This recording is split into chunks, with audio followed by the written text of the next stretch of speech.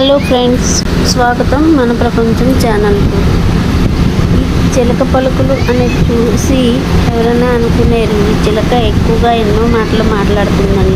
ఏమీ కాదండి, ఈ చిలక ఆకలిస్తుందని అమ్మ అమ్మ అని ఎలా పిలుస్తుందో చూడండి, చిన్న పిల్లలాగా.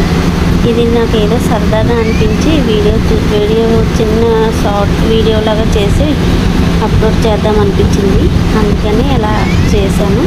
మీకు నచ్చితే సబ్స్క్రైబ్ చేయండి, లైక్ చేయండి. మరి ఉంటాను మరి.